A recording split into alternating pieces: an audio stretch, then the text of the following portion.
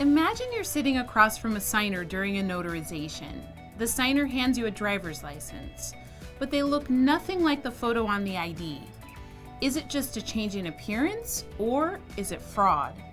The fact that a signer does not resemble their ID photo should raise concerns, but it doesn't automatically mean the signer is an imposter.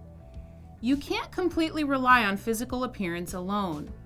A person's appearance can fluctuate over time. Features such as hair, weight, or wearing glasses are all subject to change. Also, their appearance can change due to age, medical condition, and many other reasons. And many people go a long time before updating a photo ID. In Arizona, for example, a signer may go 12 years before having to update their state-issued photo ID. If a signer doesn't look like the photo on their ID, check the following. Examine the date of birth on the ID to see if the signer appears to be the correct age.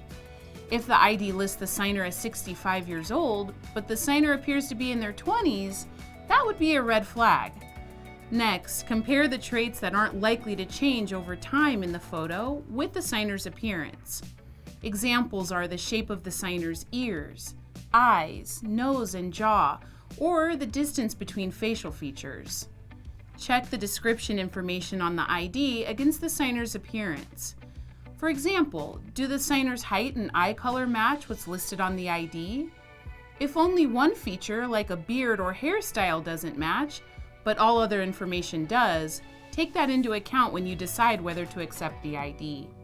However, if multiple details appear wrong, such as height, eye color, and age not matching, you may ask the signer to explain. If you suspect fraud is likely, don't proceed with the notarization. You can also ask the signer some basic questions to see if they're familiar with the details on their ID, such as the following.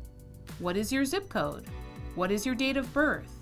What's the street number of your address? If you are still concerned, some states allow you to ask for a secondary form of ID. However, some states only permit certain IDs to be used for a notarization. And you might live in a state that does not allow the use of secondary IDs. So always be sure to follow your state's rules before asking for a secondary ID.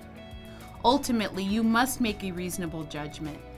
If you are confident that the signer is not an imposter, then you can proceed with the notarization. If you are not convinced the signer is who they say they are, you can and should stop the notarization.